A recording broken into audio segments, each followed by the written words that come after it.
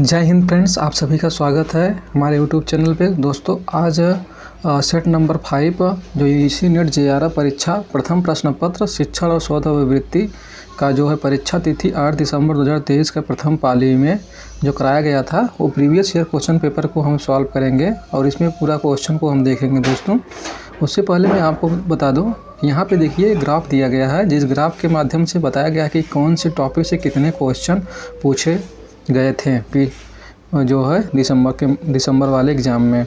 तो यहाँ पे देखिए पहला नंबर है, इसी पहला नंबर है शिक्षण अभिवृत्ति। तो यहाँ पे देखिए शिक्षण अभिवृत्ति में है 4 क्वेश्चन पूछा गया था और शोध अभिवृत्ति से 5 क्वेश्चन। उसके बाद में है बोध से 5 क्वेश्चन और फिर संप्रेषण से है 5 क्वेश्चन और फिर गणितीय तर्क और अभिवृत्ति से 5 क्वेश्चन पूछा गया था। और 6 नंबर पे देखिए यहाँ पे युक्त तर्क से 5 क्वेश्चन। उसके बाद में आंकड़ों की व्याख्या से 5 क्वेश्चन और सूचना और संचार प्रौद्योगिकी से 6 क्वेश्चन। उसके बाद में लोग एवं पर्यावरण से 5 क्वेश्चन और विविध से जो है उच्च शिक्षा प्रणाली से 5 क्वेश्चन पूछा गया था। तो यहाँ पे इस तरीके से मैक्सिमम 5 क्वेश्चन हर टॉपिक से पूछे गए थे और सभी टॉपिक का मैं एक टॉपिक वाइज सभी प्रीवियस ईयर क्वेश्चन पेपर का कराने जा रहा हूँ। तो इसमें देखिए यहाँ पे आते हैं हम पहले नंबर क्वेश्चन पे। यहाँ पे पहला पॉइंट नंबर है शिक्षण अभिवृत्ति। शिक्षण अभिवृत्ति का यहाँ पे पहला क्वेश्चन आपके स्क्रीन पे दिख रहा होगा, तो इसको चलिए सॉल्व करते हैं। तो जैसे यह पहला क्वेश्चन है, ज्ञान उन तथ्यों को एकत्रित करने के माध्यम से प्राप्त होता है जो सिद्धांत के आधार प्रदान करते हैं। यह निम्नलिखित सिद्धांतों के से संबंधित है। तो इसका ऑप्शन नंबर 1 है समवृत्तिवाद, दूसरा है आगमनवाद और तीसरा है निगमनवाद और चौथा है रचनावाद। तो इसका ऑप्शन सही हो जाएगा नंबर 2 ऑप्शन आगमनवाद। इसका हम व्याख्या देखते हैं क्वेश्चन का। जो है इस सिद्धांत को माना जाता है कि ज्ञान का आवेश तथ्यों की एकत्रित गतिविधि के माध्यम से होता है जो फिर सिद्धांत के रूप में प्रतिपादित किया जाता है। इस प्रकार आगमनवाद सिद्धांत ज्ञान की प्राप्ति प्रक्रिया को दर्शाता है जहां तथ्यों को अध्ययन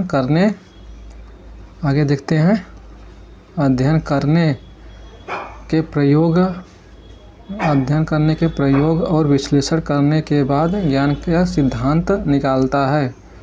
इस प्रकार आगमनवाद सिद्धांत विज्ञान तर्क और अन्य ज्ञान क्षेत्रों में ज्ञान प्राप्ति के लिए महत्वपूर्ण सिद्धांतों में एक है। आगमनवाद सुझाव देता है कि वैज्ञानिक ज्ञान मुख्य रूप से टिप्पणियों के संचय, तथ्यों और प्रयोगों को संग्रह के माध्यम से प्राप्त होता है, जिससे कानूनों के लिए आधार प्रदान किया जाता है और सामान्यीकरण या सिद्धांतों को निर्माण होता है जो प्रक्रिया के निर्माताओं का सारांश देते हैं। क्वेश्चन नंबर 2 पे हम बात करते हैं। यहाँ पे क्वेश्चन नंबर हमारा 2 है कथन दिया गया है। कथन फर्स्ट, किसी विद्यार्थी के कार्यानिष्पादन की उसके अतीत के कार्य निष्पादन से तुलना करने की पद्धति को स्वमानक मूल्यांकन कहा जाता है। और उसके बाद में दूसरा कथन है, यहाँ पे दूसरा कथन यह है कि प्रामाणिक मूल्यांकन में मूल्यांकन पद्धतियाँ हैं जो उन कौशलों व योग्यताओं का परीक्षण करती हैं जो वास्तविक जीवन परिस्थितियों में अनुप्रयुक्त होती हैं। तो यहाँ पे देखिए जो है कथन फर्स्ट और कथन सेकंड दोनों सही हैं और इसकी व्याख्या के देखते हैं। आगे आंसर की व्याख्या दिया गया है। यहाँ पे जो है स्वमानक मूल्यांकन की पद्धति में विद्यार्थी के पूर्विक कार्यों का मूल्यांकन कर उसके वर्तमान या भविष्य के कार्यों का साथ तुलना किया जाता है। इस प्रकार उसके पूर्विक कार्यों का मूल्यांकन कर उसके शैक्षिक वृद्धि एवं गुणवत्ता का आकलन किया जाता है। और दूसरा कथन है यहाँ पे प्रामाणिक मूल्यांकन की पद्धतियाँ वे होती हैं जो वास्तविक जीवन के परिस्थितियों के उपयोगी कौशलों और योग्यताओं का मूल्यांकन करती हैं।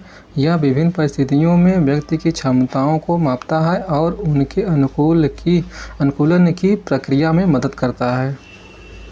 अतः यह दोनों सही हैं। उसके नंबर हम क्वेश्चन नंबर 3 पे आते हैं। यहाँ पे क्वेश्चन नंबर 3 हमारे स्क्रीन पे है। निम्न में से कौन निगमन संबंधित कौन से कारक हैं जो अधिगम को प्रभावित करते हैं? निम्न में से अधिगम संबंधित कौन से कारक हैं जो अधिगम को प्रभावित करते हैं?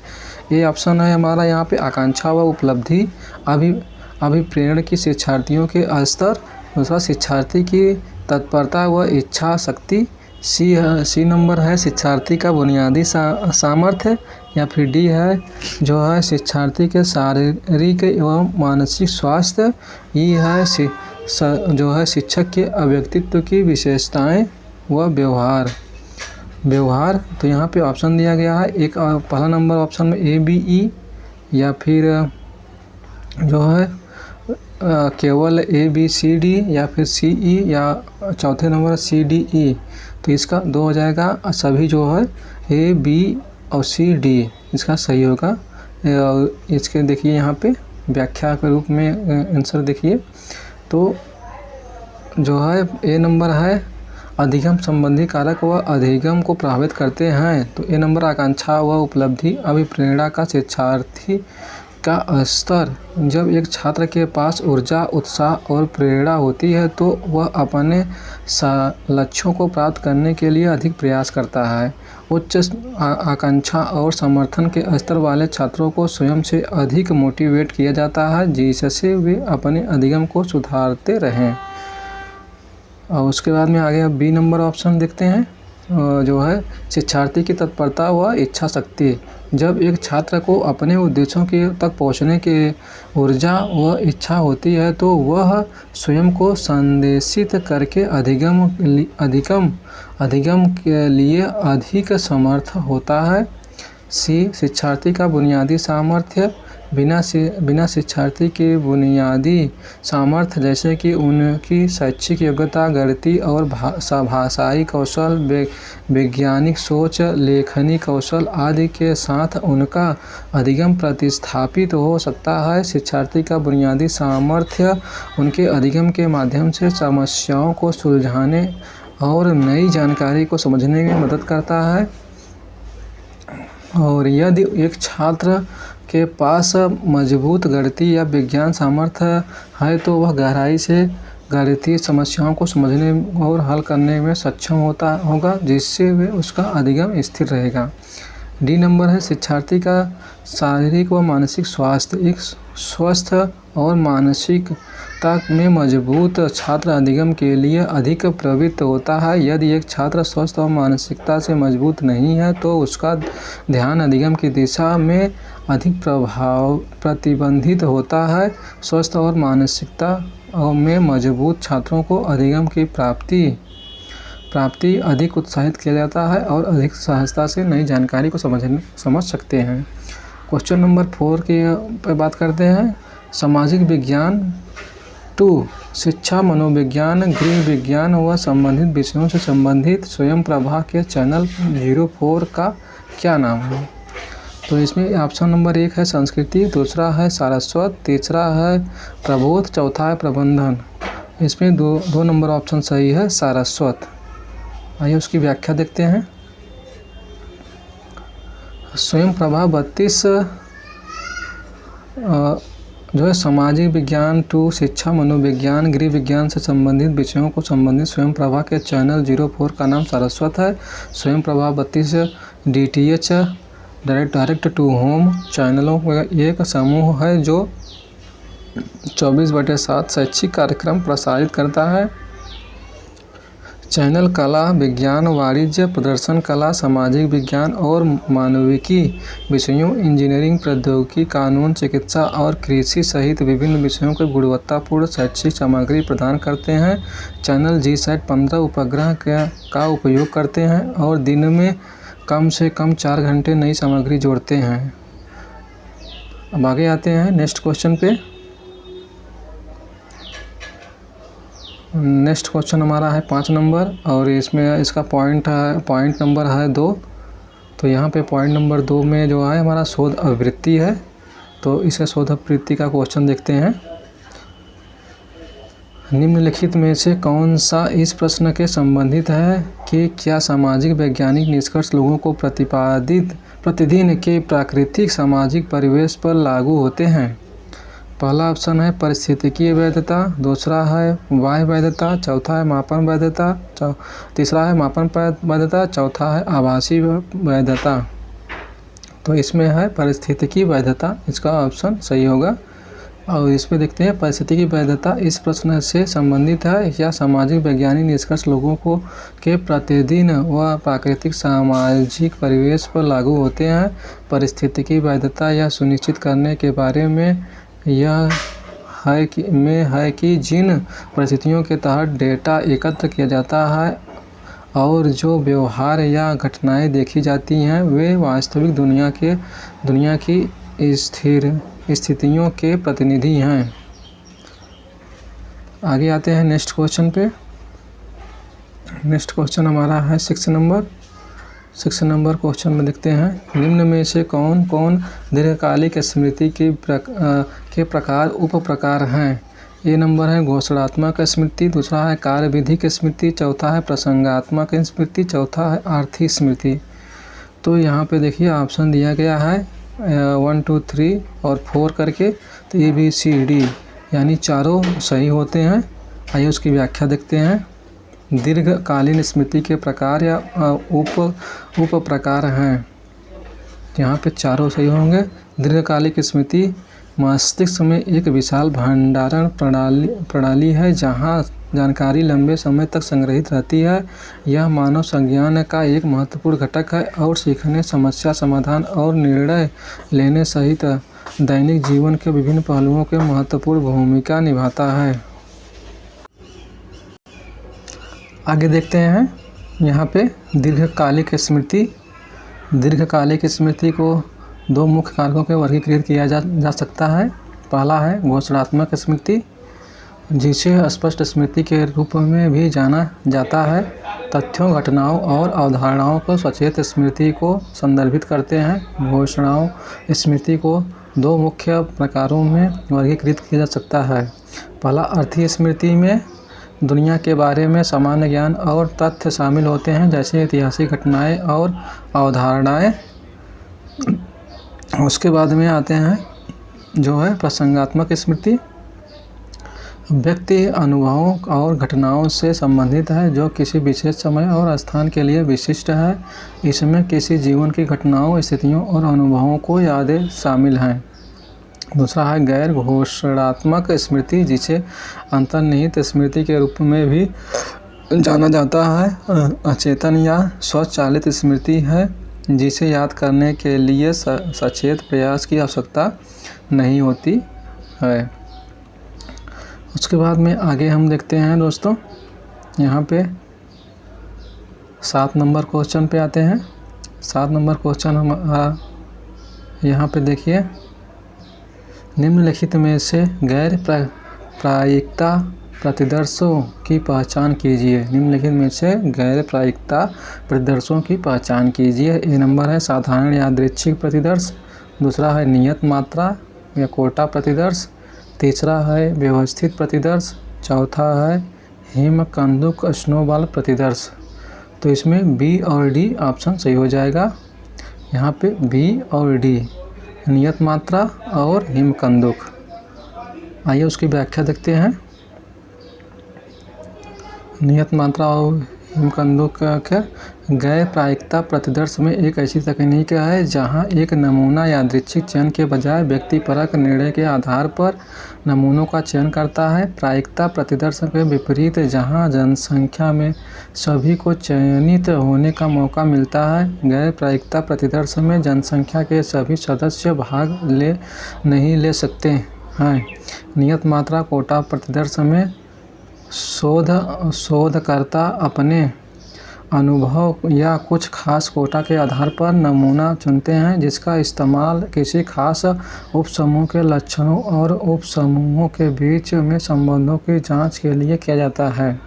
दूसरा है हिमकंदुक स्नोबॉल प्रतिदर्श में शोधकर्ता पहले से चुने गए उत्तरदाताओं से रेफरल के जरिए दूसरी जानकारी हासिल करते हैं। इसका इस्तेमाल विचलित व्यवहार के अध्ययन में और ऐसी स्थिति में किया जाता है जहां पूरी जनसंख्या तक पहुंचना मुश्किल होता है। अब आगे आते हैं 8 नंबर क्वेश्चन पे। 8 नंबर क्वेश्चन हमारा देखिए यहाँ पे दोस्तों, किसी शोध या प्रतिवेदन के निम्नलिखित में से कौन से खंडों में साहित्यिक चोरी का पता लगाते समय समानता की जांच के लिए विचार नहीं किया जाता है। तो इसमें है, पहला है सार, बी है उपसजाति शब्द, तीसरा है अवलोकन या प्रेक्षण और डी है निष्कर्ष।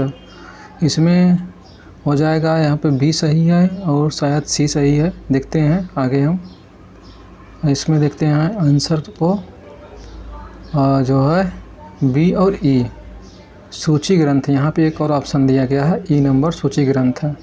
जो अब इसका हम व्याख्या देखते हैं, यहाँ पे जो है 2 नंबर सही हो जाएगा। व्याख्या में दिया गया है कि इसकी शोध प्रतिवेदन के निम्नलिखित खंडों के साहित्यिक चोरी का पता लगाते समय समानता की जांच के लिए विचार नहीं किया जाता है। बी नंबर है सभी सजाती शब्द नियम। ऐसे शब्द या वाक्यांश जो आमतौर पर उपयोग किए जाते हैं जो शोध विषय के लिए विशिष्ट नहीं हैं, उन्हें आमतौर पर साहित्यिक चोरी का पता लगाने में शामिल नहीं किया जाता है। उदाहरण में रोज़मर्रा की शब्दावली, बुनियादी वैज्ञानिक या तकनीकी शब्द और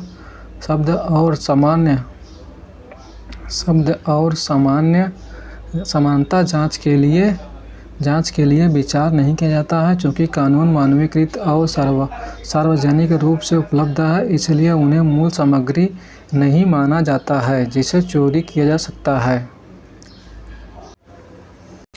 आगे आते हैं, यहाँ पे ई नंबर ग्रंथ सूची है।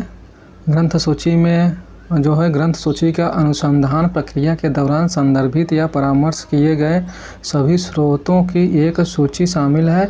चूँकि ग्रंथ सूची का उद्देश्य मूल लेखकों को उचित श्रेय प्रदान करना और पाठकों को अधिक जानकारी के लिए स्रोतों का मार्गदर्शन करना है, इसलिए इसे शोध प्रतिवेदन की मूल सामग्री का हिस्सा नहीं माना जाता है।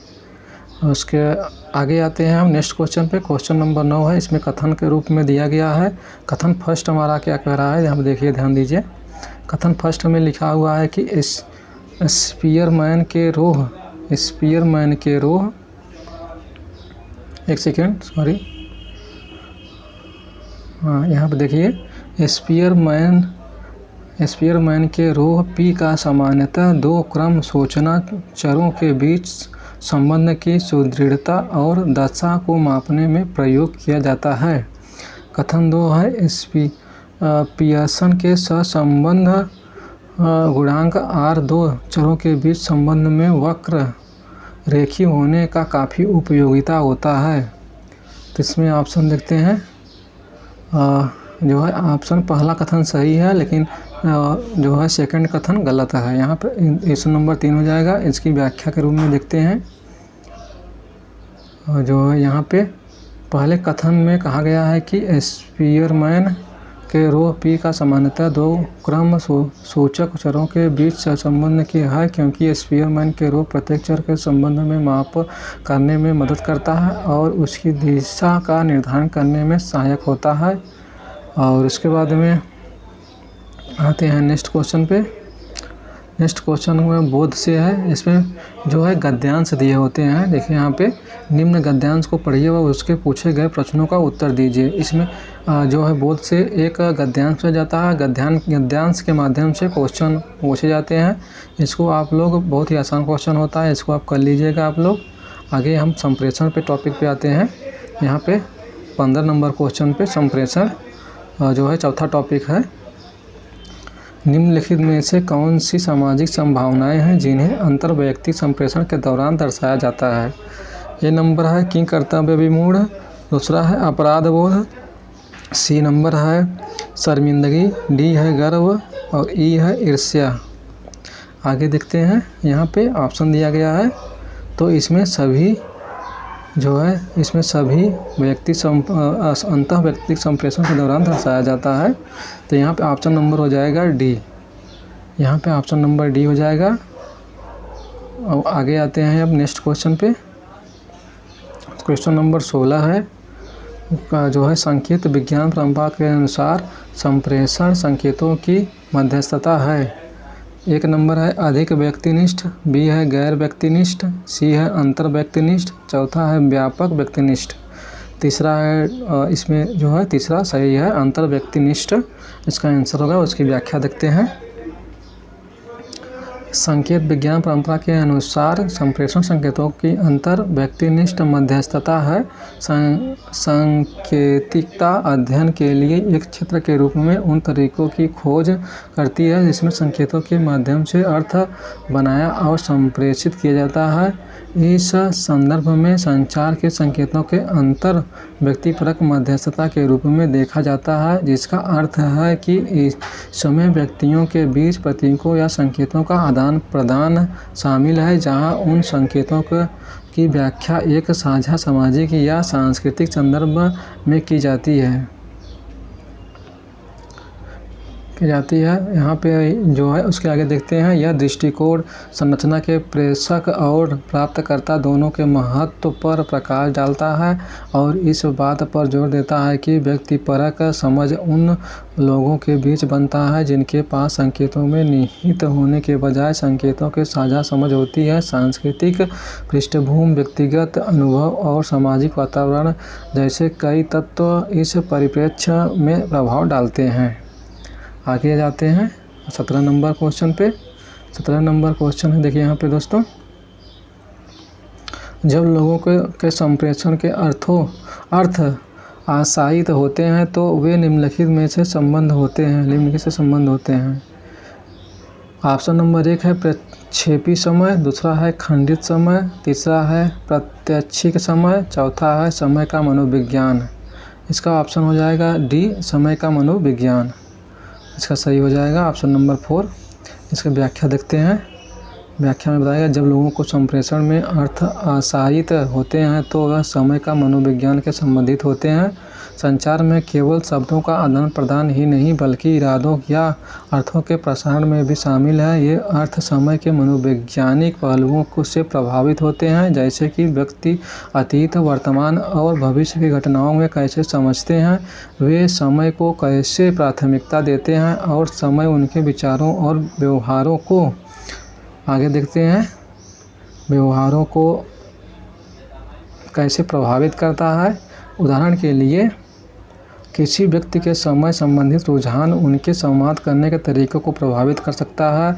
ये है संचार करते समय भविष्य की ओर रुझान वाला व्यक्ति जो है दीर्घकालिक उद्देश्यों और योजनाओं पर जोर देगा, जबकि अतीत की ओर रुझान वाला व्यक्ति रीति रिवाजों या इतिहास पर अधिक जोर देगा। ऐसे ही लोगों के संचार शैली इस बात पर निर्भर करती है कि चीज़ें इतनी ज़रूरी हैं, समय की कमी होने वाले अधिक प्रत्यक्ष या अधीर हो सकते हैं। आगे आते हैं क्वेश्चन नंबर 18। यहाँ पे देखते हैं बौद्ध लोग संप्रेषण का प्रयोग निम्नलिखित परिघटनाओं को मुख्य रूप से दर्शाने के लिए करते हैं। ए नंबर है मानव सोपानकी, बी है नश्वरता, डी है मानव दुख भोग, डी है आत्मगौरव, ई है सामाजिक दूरी। तो यहाँ पे ऑप्शन है एक नंबर एक 1 नंबर है ए बी सी डी या फिर केवल बी सी डी, तीसरा है सी डी ई या चौथा है ए डी ई। तो यहाँ पे बी सी और डी सही हो जाएगा भी। और इसकी व्याख्या के रूप में देखते हैं यहाँ पे नश्वरता बौद्ध धर्म में नश्वरता के सिद्धांत में काफ़ी महत्वपूर्ण है। इसका अर्थ है कि सभी बौद्धिक और मानसिक पदार्थ अनित्य हैं। इससे यह धारणा होती है कि अनंत शांति और सुख केवल मोक्ष के अवस्थान में ही प्राप्त हो सकती हैं।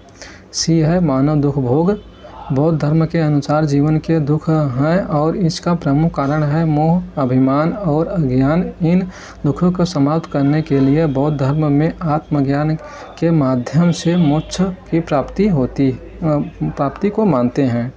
और गैर है जो है डी नंबर है गैर आत्मा। बौद्ध धर्म में आत्मवाद को नकारा जाता है। इसका अर्थ है कि व्यक्ति के आत्मा या स्वतंत्र आत्मचेतना को अभाव है। बौद्ध धर्म के अनुसार हमारा शरीर, मन और विचार अनित्य है और उनमें कोई स्थिर और अस्थायी आत्मा नहीं है। यह सिद्धांत गैर आत्मवाद कहलाता है। इस प्रकार सिद्धांतों के माध्यम से बौद्ध धर्म के अनुयायी मानव जीवन की नश्वरता, दुख की प्राकृतिकता और अनात्मवाद समझते हैं और मोक्ष की प्राप्ति के लिए उन्हें अपनाते हैं। क्वेश्चन नंबर 19 पे कथन के रूप में दिया गया है।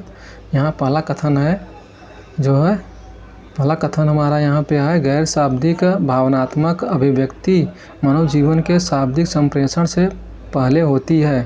दूसरा नंबर है समाजीकरण समुचित भावनात्मक संप्रेषण के लिए प्रदर्शन मानकों को अंतर्निवेशित करता है। यहाँ पे देखते हैं कौन सा ऑप्शन दोनों सही होगा। इसकी व्याख्या देखते हैं। मानवीय अंतः क्रियाओं को विकास में शाब्दिक भावनात्मक अभिव्यक्ति अक्सर मौखिक संचार से पहले आती हैं। इससे पहले कि शिशु बोलना सीखे, वह शारीरिक भाषा, चेहरे के भाव और स्वर जैसे अशाब्दिक संकेतों के माध्यम से अपनी भावनाओं को व्यक्त करना शुरू कर देता है। जैसे जैसे शिशु बड़े होते हैं और भाषा कौशल हासिल करते हैं, मौखिक संचार तेज़ी से गैर मौखिक अभिव्यक्ति के साथ एकीकृत हो जाता है। हालांकि अशाब्दिक संकेत जीवन भर भावनाओं को व्यक्त करने में महत्वपूर्ण भूमिका निभाते रहते हैं। एक मौखिक संचार के अतिरिक्त संदर्भ में बारीकियाँ प्रदान करते हैं। और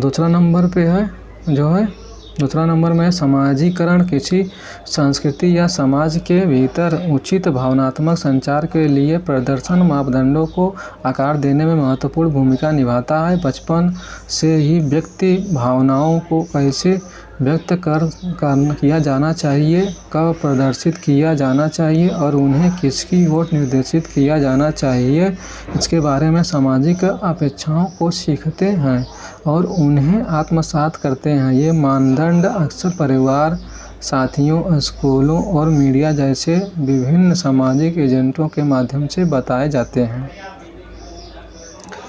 अब आगे है 5 नंबर टॉपिक जो है गणितीय तर्क और अभिवृत्ति। इसमें जो है गणित से और रीजनिंग से क्वेश्चन पूछे जाते हैं। इसको आप लोग मैं PDF में दूंगा, इसको आप लोग सॉल्व कर लीजिएगा। अब आते हैं 6 नंबर पॉइंट पे, जो 25 नंबर क्वेश्चन हमारा है। यहाँ पे जो नीचे दिए गए कथन है। कथन नंबर 1, वैधता की संकल्पना एक प्रतिज्ञप्तियों के अनुप्रयुक्त नहीं हो सकती।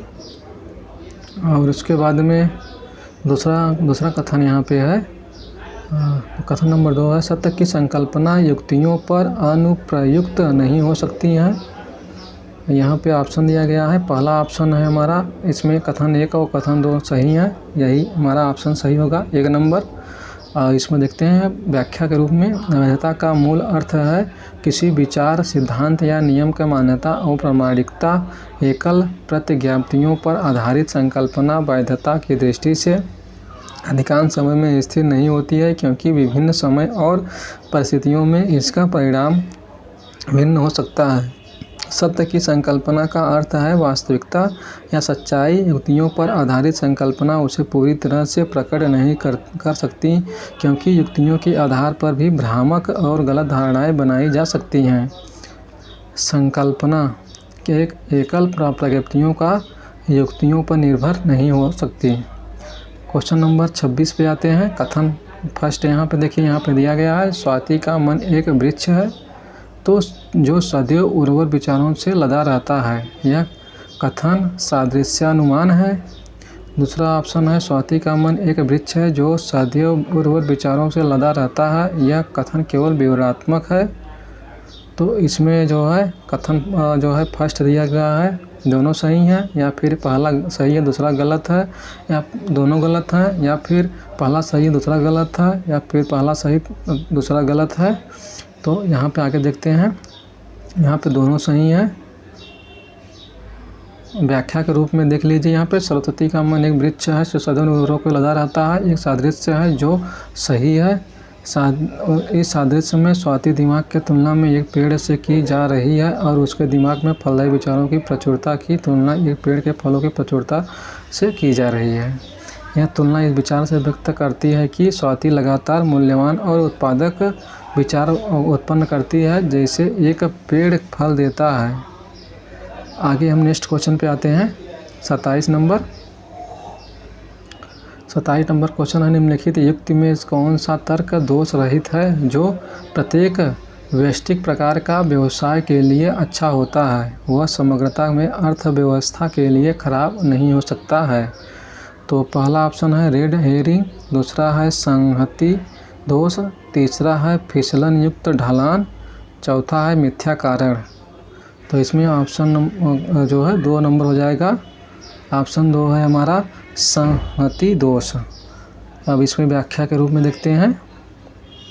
यहाँ पे व्याख्या के रूप में जो है हमारे सामने दिया गया है, जो प्रत्येक व्यष्टिक प्रकार के व्यवसाय के लिए अच्छा होता है, समग्रता के अर्थव्यवस्था के लिए खराब नहीं होता है।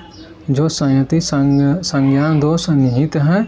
संहति दोष एक तरह के तार्किक दोष है जिसमें दो विचारों के बीच कोई वास्तविक संबंध नहीं है। यहाँ एक व्यक्ति का व्यवसाय किसी अन्य व्यक्ति के व्यवसाय के साथ संपूर्ण निर्देश का खंडन कर रहा है, जो कि संगृहीत या सामूहिक अर्थव्यवस्था के संदर्भ में सही नहीं होता है। इसलिए यह एक संहति दोष का उदाहरण है। आगे आते हैं 28 नंबर। कथन फर्स्ट है, कथन पहला 28 नंबर क्वेश्चन का, न्याय वाक्य न्याय में 5 प्रतिज्ञप्तियाँ को एक प्रथम प्रतिज्ञा पंचम निगमन के अनुरूप होती है। कथन 2 है, न्याय वाक्य न्याय में पंचम प्रतिज्ञप्तियों में से द्वितीय हेतु चतुर्थ उपनयन के रूप में होती है। तो आगे इसमें देखते हैं, ये जो है कथन फर्स्ट और कथन सेकंड दोनों सही हैं। इसका आंसर 1 हो जाएगा। यहाँ पे देखिए विस्तार से बताया गया है। प्रतिज्ञा प्रथम ये कहता है कि कुछ साध्य विषय का होना या न होना। हेतु द्वितीय यह कारण है जो साध्य विषय के लिए होने के कारण बीच में एक बाधक होता है। उदाहरण तृतीय है, उपनयन चतुर्थ है।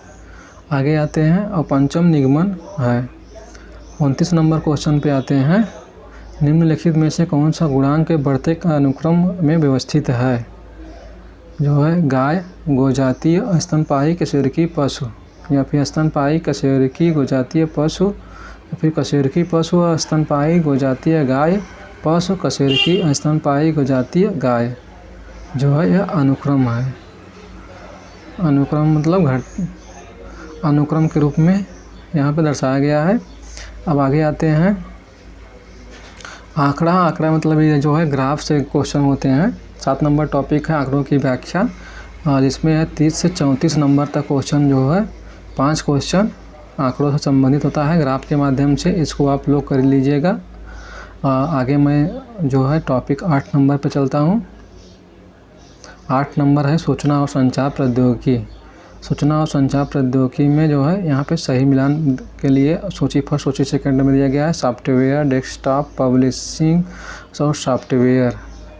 इसमें देखते हैं जो है यहाँ पे ऑप्शन दिया गया है, और इसका तीसरे नंबर पे यहाँ पे मिलान किया गया, व्याख्या के रूप में मिलान किया गया है। आपको बताते हैं डेस्कटॉप पब्लिशिंग सॉफ्टवेयर में पत्रिका निकालना, प्रेजेंटेशन सॉफ्टवेयर में बीमारी का लक्षणों का से मिलान करना, और इन्फ्रेंस इंजन में बड़े संगठन में कर्मचारियों के अभिलेखों की रखरखाव, database software, multimedia slide show बनाना। आगे आते हैं हम नेक्स्ट क्वेश्चन पे। नेक्स्ट क्वेश्चन हमारा है दोस्तों यहाँ पे 36 नंबर क्वेश्चन में है कथन फर्स्ट 21E16 बराबर 541 और 10। कथन सेकंड में है 257 × 10 = 101 16। तो इसमें कौन सा सही होगा। यहाँ पे मैथमेटिकल जो है हेक्साडेसिमल से डेसिमल में चेंज किया गया है। तो और उसके बाद में इसको हम छोड़ करके आगे क्वेश्चन बढ़ते हैं। 37 नंबर में है, निम्न में से कौन सा ICT उपकरण प्रयोक्ताओं को वेबसाइटों, लेखों और वीडियो जैसे विविध स्रोतों से विषय युक्त व्यवस्थित व क्यूरेट करने देता है। तो यहाँ पे देखिए, आगे हम देखते हैं। यह पहला ऑप्शन होगा एडपजल, दूसरा है वेकलेट, तीसरा है पिक्स्टन, चौथा है स्क्रीनकास्ट-ओ-मेरिट। इसमें जो है वेकलेट, इसका आंसर सही हो जाएगा। और इसकी व्याख्या के रूप में देखते हैं। व्याख्या के रूप में ICT उपकरण वेकलेट प्रयोक्ताओं को वेबसाइटों, लेखों और वीडियो के विविध स्रोतों से विषय वस्तु व्यवस्थित व क्यूरेट करने देता है। वेकलेट के कंटेंट क्यूरेशन प्लेटफॉर्म है जो उपयोगकर्ताओं को वेब से डिजिटल सामग्री को सहेजने, व्यवस्थित करने और साझा करने की अनुमति देता है। उपयोगकर्ता वेक्स नामक संग्रह बना देते हैं जिसमें लेख, वीडियो, चित्र के बहुत कुछ शामिल होते हैं जो इन वेक्स के निजी रखा जा सकता है या सार्वजनिक रूप से साझा किया जा सकता है, जिससे यह व्यक्तिगत, संगठन, सहयोग और विभिन्न विषयों की जानकारी साझा करने के लिए एक उपयोगी उपकरण बन जाता है। वेकलेट उपयोगकर्ताओं में ब्राउज़र एक्सटेंशन, मोबाइल ऐप या बस लिंक कॉपी के पेस्ट करके अपने संग्रह के सामग्री जोड़ने की अनुमति देता है। आगे आते हैं नेक्स्ट क्वेश्चन पे। 38 नंबर क्वेश्चन जो है, एक संगीतकार संगीत डाउनलोड करने हेतु ब्रॉडबैंड इंटरनेट कनेक्शन का प्रयोग करता है। इस संदर्भ में निम्न में से कौन सा कथन सही है? ए नंबर है, भारत के कुछ ग्रामीण क्षेत्रों में ब्रॉडबैंड उपागम उपलब्ध है। या फिर दूसरा, यहाँ पे आगे देखते हैं जो है क्वेश्चन नंबर जो है, आगे हम देखते हैं 39 नंबर। क्वेश्चन 39 नंबर पे यहाँ पे कथन फर्स्ट दिया गया है, नेटवर्क सर्वर पर डाटा भंडारण हेतु सर्वाधिक उपयुक्त भंडारण माध्यम ब्लू रे डिस्क है। कथन 2 है, CDROM वह प्रकाशिकी डिस्क होती है जिसमें डाटा अद्यतन नहीं हो सकता है।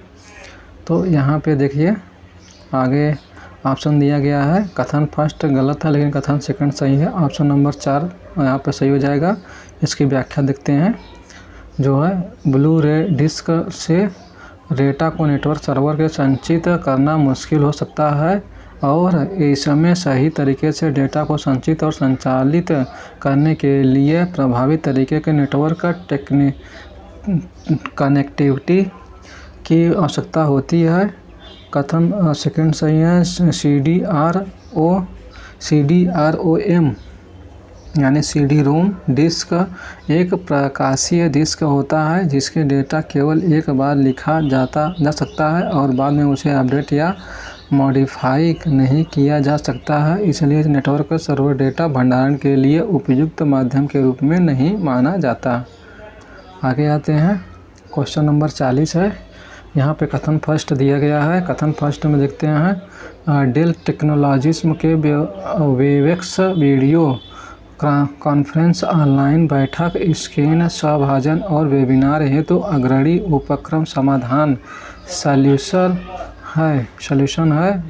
कथन नंबर 2, GIF एक बिंब फाइल आरूप है जो इसका पूर्ण रूप से ग्राफिक्स और इंटरेक्टिव फॉर्मेट है। तो यहाँ पे देखिए जो है, कथन फर्स्ट कथन सेकंड दोनों गलत हैं। यहाँ पे व्याख्या के रूप में देखते हैं। जो है, सिस्को द्वारा वेक्स के video conferencing, online meeting, screen sharing और वेबिनार जैसे विभिन्न आभासी सहयोग आवश्यकताओं के लिए अग्रणी उद्यम समाधानों में से एक रूप मान्यता दी गई थी। वे वेक्स संवेदनशील डेटा को सुरक्षा और गोपनीयता सुनिश्चित करने के लिए मजबूत सुरक्षा सुविधाएं प्रदान करता है एवं डेस्कटॉप कंप्यूटर, लैपटॉप, स्मार्टफोन और टैबलेट सहित कई प्लेटफार्मों, और उसके बाद में आगे देखते हैं, कई प्लेटफार्मों पर उपलब्ध हैं। और दूसरा नंबर बात करते हैं GIF का मतलब ग्राफिक इंटरचेंज फॉर्मेट है। यह एक लोकप्रिय छवि फाइल स्वरूप है जिसका उपयोग आमतौर पर इंटरनेट में लघु एनिमेशन और लूपिंग के लिए किया जाता है। गिफ्स अपेक्षाकृत छोटे फाइल आकार के साथ स्थिर और एनिमेटेड छवियों के दोनों समर्थन करते हैं जो उन्हें ऑनलाइन साझाकरण के संचार के लिए आदर्श बनाते हैं। आगे आते हैं हम 9 नंबर टॉपिक 41 नंबर क्वेश्चन देखते हैं। यहाँ पे वातावरण में तापमान के व्युत्क्रम उनमें से निम्न में से प्रमुख कारण हैं। पहला है धूल युक्त आंधी, दूसरा है वायु प्रदूषण युक्त प्रकीर्णन, तीसरा है वायु प्रदूषकों के संलयन, चौथा है ओजोन अवक्षय। यहाँ तीसरा सही हो जाएगा, वायु प्रदूषण में संचयन। व्याख्या देखते हैं। वायु प्रदूषकों में संचयन का प्रमुख कारण जो है तापमान का व्युत्क्रम जो है। सामान्य परिस्थितियों को क्षोभ मंडल में सतह से ऊपर की ओर जाने पर तापमान में कमी आती है जो 5 डिग्री सेंटीग्रेड प्रति किलोमीटर पर होती है। तापमान में होने वाले इस कमी को सामान्य ताप ह्रास दर कहते हैं जो परंतु जब यह विशेष परिस्थितियों में कालिक एवं स्थानीय रूप में क्षोभ मंडल के ऊपर की ओर जाने का तापमान में कमी के स्थान पर वृद्धि होती है तो इस स्थिति को तापमान व्युत्क्रम कहते हैं। व्युत्क्रमण वायु के प्राकृतिक व्यवहार को बदल देता है। तापमान व्युत्क्रमण बादलों में निर्माण की प्रभावित करता है। और उसके बाद में जो है आगे व्युत्क्रमण हवा के ऊपर की ओर प्रवाह को प्रतिबंधित करता है। परिणाम स्वरूप नीचे की ओर गर्म करने के कारण होने वाला संवहन कोहरा व्युत्क्रमण के नीचे स्तर को सीमित होता है। व्युत्क्रमण होने के वायु प्रदूषकों कणों और धुएं को फैलाव भी प्रतिबंधित होता है। संवहनशील बादल पर्याप्त ऊंचाई पर विकसित नहीं हो पाते हैं कि निम्न स्तर के व्युत्क्रमण वाले स्थानों पर पर्याप्त वर्षा के हो सके। व्युत्क्रमण जितना अधिक समय तक चलता है हवा गुणवत्ता उतनी ही खराब होती है। आगे आते हैं 41 नंबर क्वेश्चन जो है निम्नलिखित में से कौन से गैस क्योटो प्रोटोकॉल के अंतर्गत शामिल थी। ए नंबर है कार्बन डाइऑक्साइड CO2, दूसरा है मीथेन CH4, तीसरा नाइट्रोजन ऑक्साइड NO2 और डी है नाइट्रस ऑक्साइड N2O और ई है सल्फर डाइऑक्साइड SO2। इसमें ऑप्शन देखते हैं।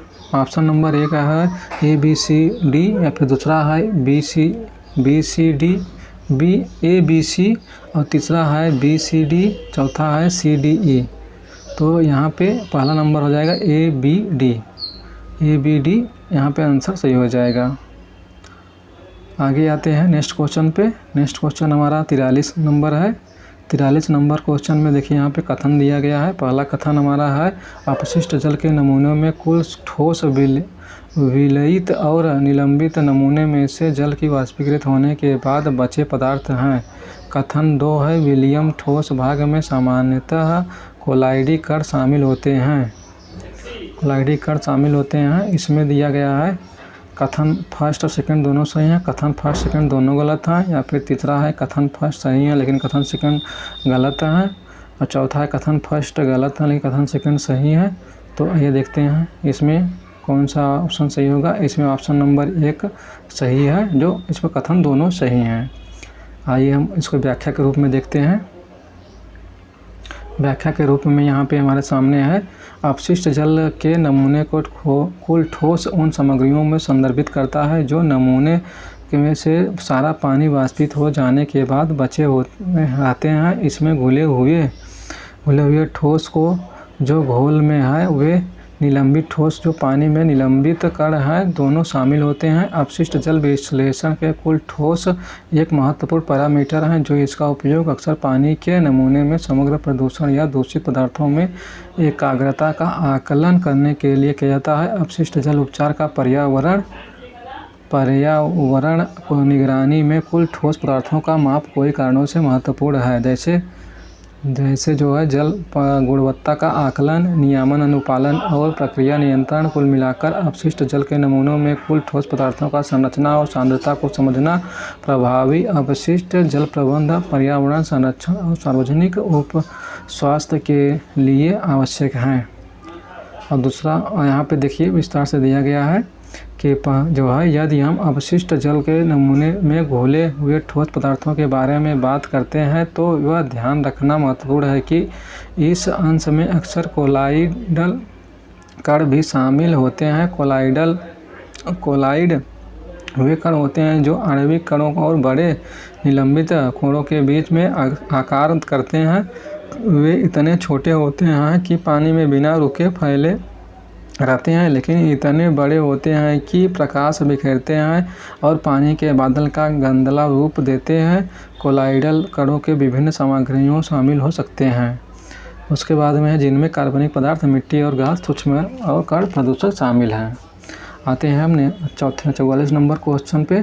44 नंबर क्वेश्चन हमारा है यहाँ पे निम्नलिखित को जैव संचयन के परिणाम स्वरूप इनमें जो है डीडीटी के संकेंद्रण के आरोही क्रम में व्यवस्थित कीजिए।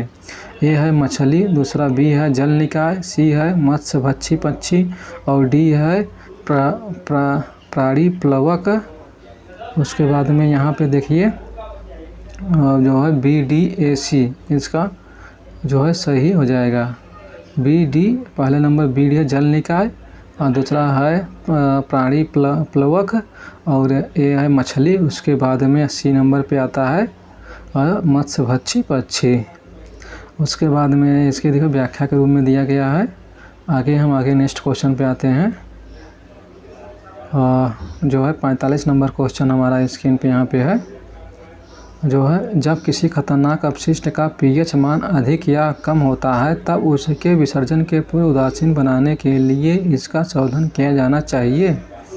दूसरा है कम pH मान वाले खतरनाक अपशिष्ट को उदासीन बनाने के लिए उसमें सल्फ्यूरिक अम्ल और हाइड्रोक्लोरिक अम्ल डाला जाता है। जो है एक दूसरा तो गलत ही हो जाएगा हमें लग रहा है। कथन फर्स्ट सही है लेकिन दूसरा गलत है, यहाँ से आप पे सही है। और 3 नंबर है, यहाँ व्याख्या देखते हैं।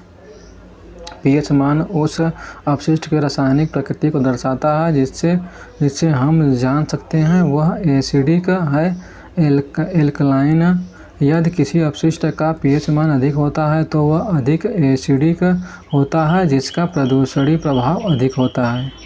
आगे आते हैं हम नेक्स्ट क्वेश्चन पे।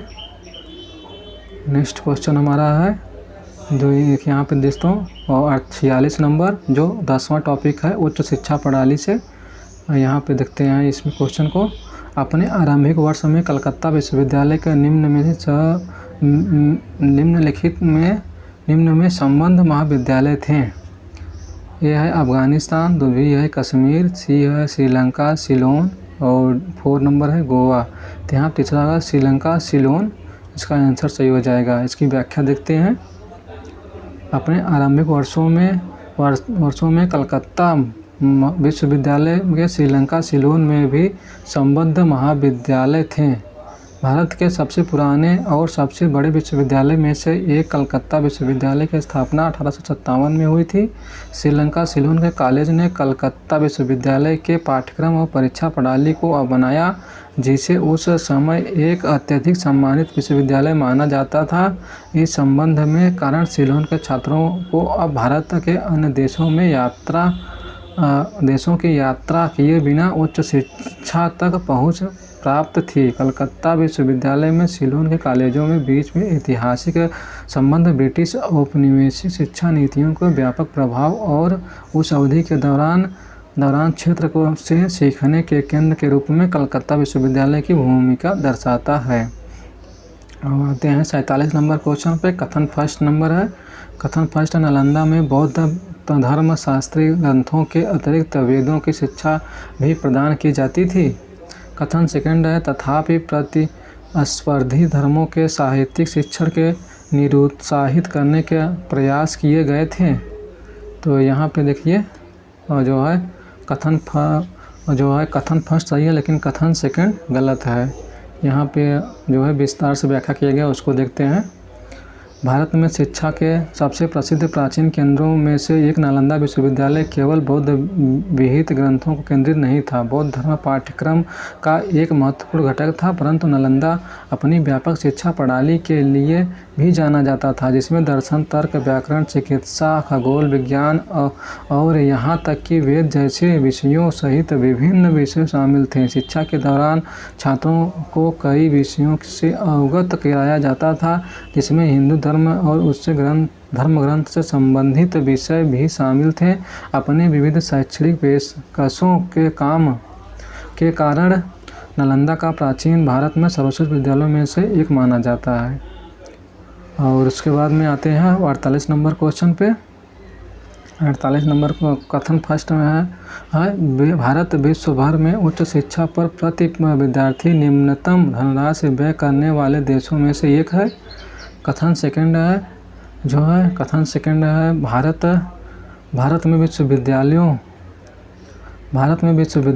व उच्च शिक्षा पर व्यय का प्रतिशत 1990 से 91 में 0.77% था और 2004-05 में घटकर यह 0.66% रह गया है। यहाँ पे ऑप्शन देखते हैं।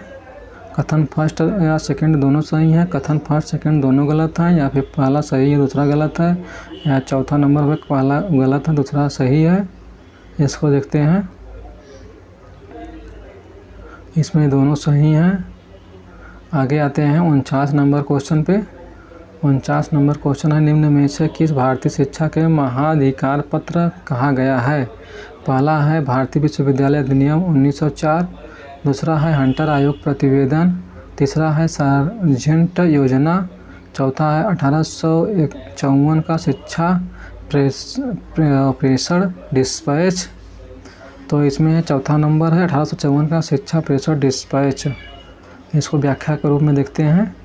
1854 में शिक्षा प्रेषण डिस्पैच को भारतीय शिक्षा का महाधिकार पत्र कहा गया है और 1854 के शिक्षा डिस्पैच को भारतीय शिक्षा का मैग्ना कार्टा के रूप में जाना जाता है, क्योंकि यह डिस्पैच ने भारतीय शिक्षा के विकास में महत्वपूर्ण नीतिगत परिवर्तन का आरंभ किया और उसे आधिकारिक रूप से पहली बार दर्ज किया। इसे सर चार्ल्स वुड द्वारा तैयार किया गया था और इसका उद्देश्य भारत के पश्चिमी शिक्षा को बढ़ावा देना, सरकारी स्कूलों के एक प्रणाली स्थापित करना और निजी और वित्तीय सहायता प्रदान करना था। आगे आते हैं और जो है नेक्स्ट क्वेश्चन पे। नेक्स्ट क्वेश्चन हमारा है 50 नंबर क्वेश्चन, जो सूची फर्स्ट सूची सेकंड में मिलान करना है। स्वतंत्रता से पूर्व महाविद्यालय और स्थान। तो यहाँ पे देखते हैं, यहाँ पे मिलान किया गया है उसको देखते हैं। रीड कॉलेज जो है लखनऊ में है, फोरमैन कॉलेज लाहौर में है, more central college Allahabad, Anglo oriental college Aligarh.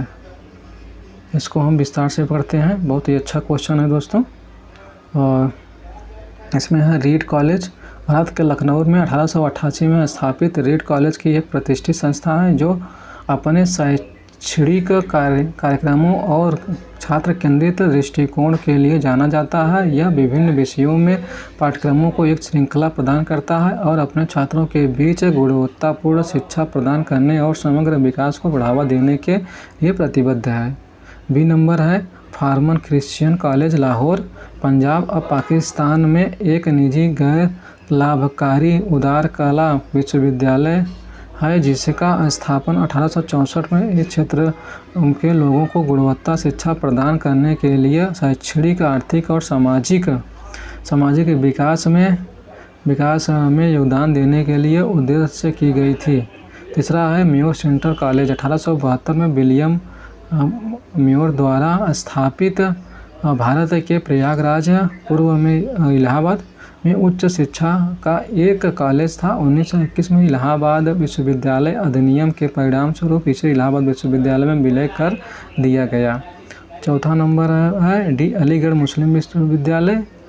इसकी स्थापना मूल रूप से सर सैयद अहमद खान द्वारा 1875 में अलीगढ़ के मोहम्मडन एंग्लो ओरिएंटल कॉलेज के रूप में की गई थी। 1920 में अलीगढ़ मुस्लिम विश्वविद्यालय अधिनियम के बाद Mohammedan Anglo Oriental college Aligarh Muslim विश्वविद्यालय बन गया। तो यहाँ पे 50 क्वेश्चन आपको सॉल्व करा दिए हैं। दोस्तों अगर वीडियो को पसंद आया हो तो लाइक कीजिएगा और शेयर कीजिएगा और कमेंट करके बताइएगा कि क्या उसके बाद में मैं अगला वीडियो नेक्स्ट डेली मैं इसको अपलोड करता रहूँगा इसी तरीके से प्रीवियस ईयर क्वेश्चन पेपर को सॉल्व करते हुए करके। तो आज के लिए बस इतना ही। जय हिंद, जय भारत।